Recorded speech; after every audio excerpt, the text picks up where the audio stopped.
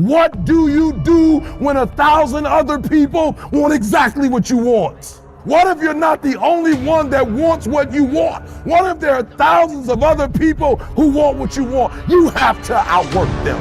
You gotta outgrind them. You gotta get up earlier. You gotta stay up later. You gotta execute, and you gotta go from 70 to 120.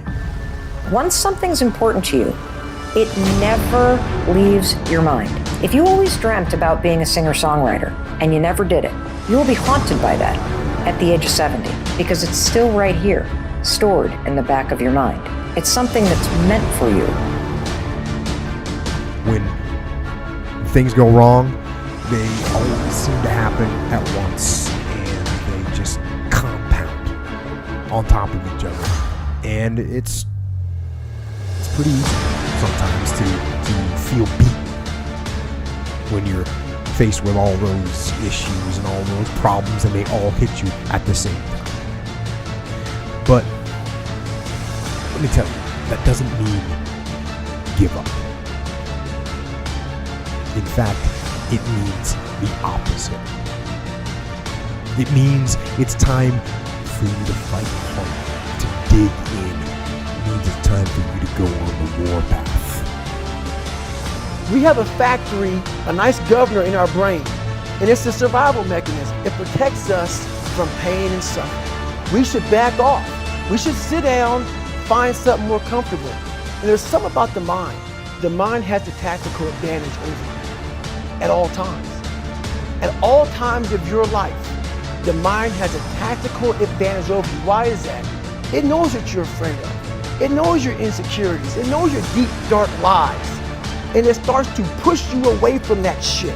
It pushes you in a direction that is comfortable. The mind controls everything. So what I realized was that when I was growing up and I was 300 pounds and I got all fat and I got all insecure, I realized that my mind kept taking me in this direction. When things got uncomfortable for me, when I was facing my insecurities, I was facing my fears, my mind said, oh no, we have a tactical advantage. We need to get you, separate you from this feeling. This feeling over your life is all about feelings. We want the happy feeling. We don't want that feeling of this sucks. Why am I here? And you don't have any, so you can't answer those questions, so you leave. I started realizing that if in that moment, and you are now in charge of your brain versus your brain ruling you, that's where all that stuff comes from. So the 40% rule is all of that. You get to 40%, your brain says, we're done. Let's roll, man. This is starting to get painful. This is uncomfortable. At 40%, I'm feeling pain. That's where the 40% rule kicks in. Now it starts. Okay, I'm feeling pain. It starts telling you all these things. You start to believe it because the mind controls all. This is the time when you have to gain control back in your mind. It's okay. Let me see if I can go 45%. And once you start giving yourself more and more hope and start realizing, okay, the mind starts to be, okay, what are you doing? We're supposed to be going right, and you're going left. You start then controlling your mind. You know, tough times, this is what they do now. They reveal what we are made of. But they reveal what we are made of. You know, I will never know who you are until you go through tough times. I will never know what you are made of until you go through tough times. You will never know your true friends until you go through tough times. You will never know your true husband until you receive a message from the doctor that says there's no chance for you, of giving birth to children. You will never know his heart. You will never know. You will never know the wife that you have until you lose your job.